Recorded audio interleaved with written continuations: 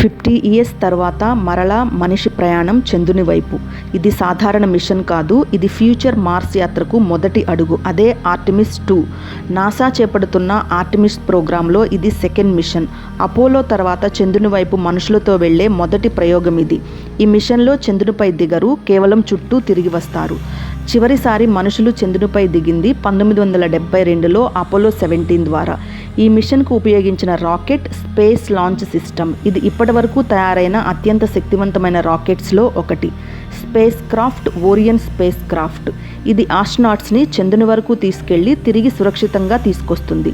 ఈ మిషన్లో 4 astronauts participate చేశారు. వారు Reid Wiseman, Victor Glover, Christina Koch, Jeremy Hansen. ఈ మిషన్ యొక్క స్పెషాలిటీ ఏంటంటే మొదటిసారి ఒక women and African American astronaut చంద్రుని వైపు వెళ్లారు. ఇప్పుడు ఈ మిషన్ ఎలా జరుగుతుందో చూద్దాం. Step 1 launch. భూమి నుండి రాకెట్ జర్నీ స్టార్ట్ అవుతుంది.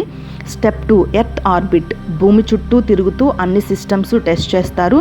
Step 3 moon journey. Trans lunar injection ద్వారా చంద్రుని వైపు వెళ్తారు. Step 4 lunar fly by. చంద్రుని వెనుక భాగం చుట్టూ తిరుగుతారు. Step 5 return. Free return trajectory ద్వారా భూమికి తిరిగి వస్తారు. Step 6 splash down. సముద్రంలో సేఫ్గా ల్యాండ్ అవుతారు. ఈ మిషన్ మొత్తం ప్రయాణం 10 డేస్, డిస్టెన్స్ 6 లక్షల మైల్స్. ఈ మిషన్ ఎందుకంత ఇంపార్టెంట్? ఫ్యూచర్లో చంద్రునిపై ల్యాండింగ్ కోసము, చంద్రునిపై స్థిర నివాస నిర్మాణం కోసము, మార్స్ మిషన్కు రెడీ అవ్వడం కోసము. ఆర్టెమిస్ 2 ఇది కేవలం మిషన్ కాదు, ఇది మానవ జాతి భవిష్యత్తు.